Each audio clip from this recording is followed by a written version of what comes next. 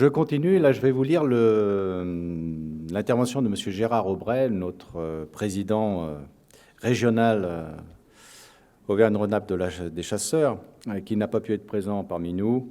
Et je vais vous relayer cette information, puisque également nous siégeons à la FRC.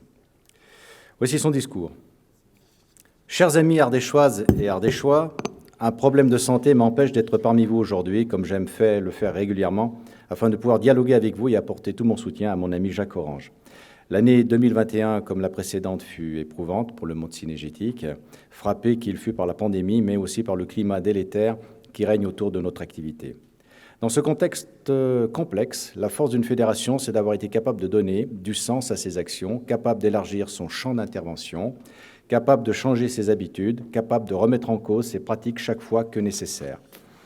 Ces temps sont mis en exergue les valeurs de solidarité et de courage ancrées dans la tradition cynégétique. Je tiens à féliciter et remercier tous ceux qui, pour leur engagement depuis nombre d'années à nos côtés, ont su continuer à s'intéresser à l'activité chasse dans notre département, région ou en France.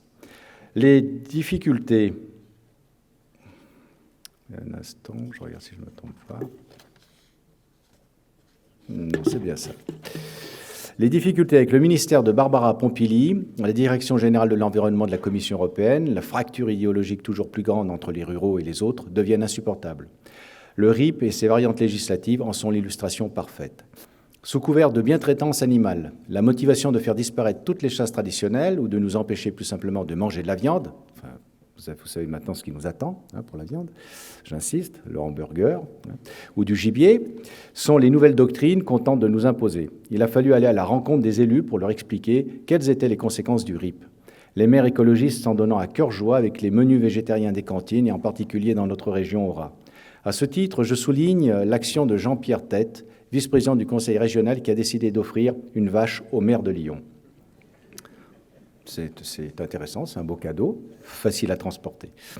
Lors des élections régionales, j'ai été à nouveau en soutien au président Laurent Wauquiez parce qu'il est le seul à incarner et soutenir la ruralité dans toutes ses composantes et en particulier la chasse.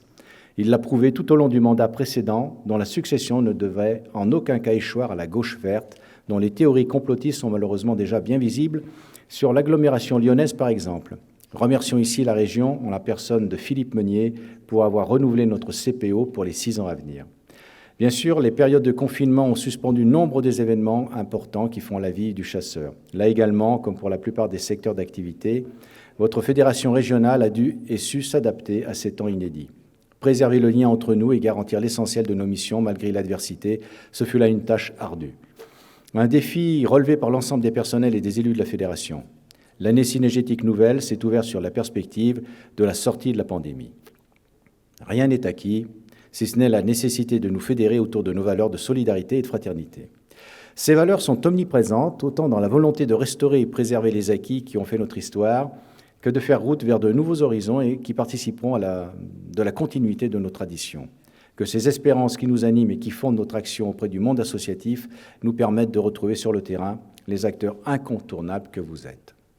Je conclurai en vous rappelant toute ma détermination et ma motivation à mener à bien nos missions, entouré que je suis par mes collègues du conseil d'administration.